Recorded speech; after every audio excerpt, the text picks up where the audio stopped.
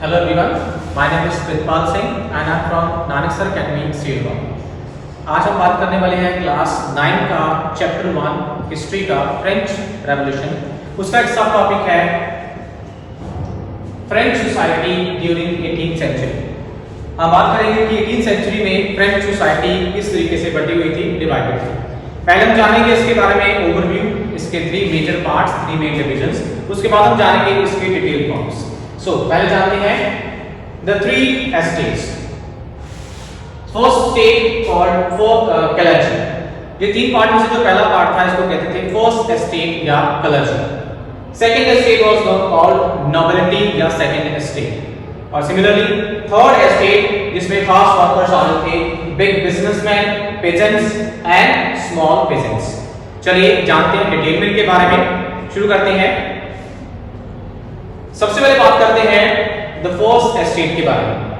The first estate was Catholic church officials. जैसे कि यहां पे लिखा हुआ है कि जो फर्स्ट एस्टेट के मेंबर थे वो चर्च के ऑफिशियल्स थे, यानी कि जो चर्च को कंट्रोल करते थे वो ऑफिशियल्स थे। इसके अलावा ये वो ग्रुप था जो खास तौर पर स्पेशल फंक्शंस को कंट्रोल करता था चर्च के। चर्च का जितना भी स्पेशल फंक्शन था वो सारे का सारा इस फर्स्ट एस्टेट के द्वारा या क्लर्जी के द्वारा कंट्रोल किया जाता था। आगे बात करते हैं नंबर 2 सेकंड के बारे में। Second estate which is also called nobility. इसके कुछ पैरामीटर्स बात कर लेते हैं कौन कौन से हैं। Number 1 the nobility of France including member of the royal family except for the king. Second estate में खास तौर पर बात करेंगे नोबिलिटी के या किंग के, राजा के फैमिली मेंबर्स थे, वो लोग शामिल थे। इसके अलावा ओनली 1% दैट टोटल पॉपुलेशन, ये जो सेकंड एस्टेट के जो मेंबर थे वो टोटल पॉपुलेशन का सिर्फ 1% हिस्सा था। इसके अलावा जो बात करें डिड नॉट हैव टू पे टैक्सेस। सेकंड एस्टेट के मेंबर को किसी भी तरह का टैक्स पे करने की कोई भी जरूरत नहीं थी, ये टैक्स कलेक्ट करते थे, पे नहीं करते थे। नेक्स्ट है awarded special privilege such as the wearing of sword and hunting।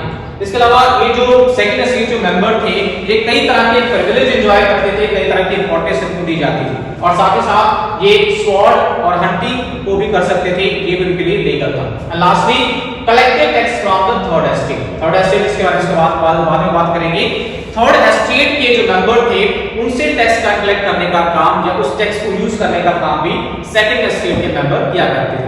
आगे जानेंगे हम थर्ड एस्टेट के बारे में। थर्ड एस्टेट पहले देखेंगे इस पिक्चर के रिगार्डिंग। पिक्चर क्या कह रही है?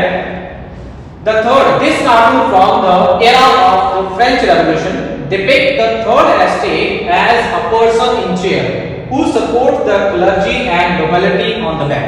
अगर आप ध्यान से देखें तो आपको नजर आएगा इस पिक्चर में जो नीचे की तरफ आपको नजर आएगा एक गरीब व्यक्ति है जो ये थर्ड एस्टेट के मेंबर को डिपिक्ट कर रहा है और उसके ऊपर जो दो लोग बैठे हैं one was considered as the first estate and second considered as the second estate. यानी कि थर्ड एस्टेट ऐसी एस्टेट थी जो दोनों एस्टेट के बर्डन को, बोझ को, भार को लोड कर रही थी, कंट्रोल कर रही थी।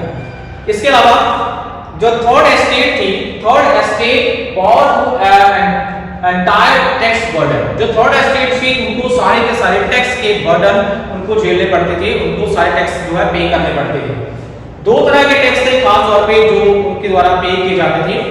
पहला था that was tight 1/10 of the agriculture produce and पे टैक्स पे टू द स्टेट। 2 तरह के टैक्स थे जो इस थर्ड एस्टेट को पे करने पड़ते थे।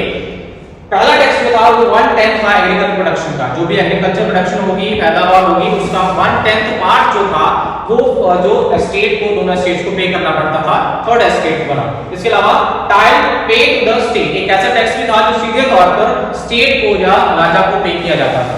इसके अलावा clergy and nobility enjoyed eight there cost. ये थर्ड एस्टेट ही थी जिसको सारा बर्डन फेस करना पड़ता था, सारे टैक्सेस फेस करने पड़ते थे और सारा का सारा जो भार था वो थर्ड एस्टेट के ऊपर था और थर्ड एस्टेट जो कि सारे टैक्सेस पे करने के बाद जितना भी प्रिविलेज था दोनों फर्स्ट और सेकंड एस्टेट की तरह एंजॉय किया जाता था। तो ये थे हमारे 3 एस्टेट्स जिसमें फर्स्ट एस्टेट, सेकंड एस्टेट और थर्ड एस्टेट के बारे में जाना। तो इस तरीके से हम जान सकते हैं कि जो सोसाइटी थी 18th सेंचुरी में 3 हिस्सों में बटी हुई थी। आई होप आपको तीनों एस्टेट क्लियर हो गए होंगे और आपको अच्छे से याद भी हो जाएंगे ताकि आने वाले एग्जाम में इसको आप अच्छे तरीके से कवर कर सकें। So thank you very much.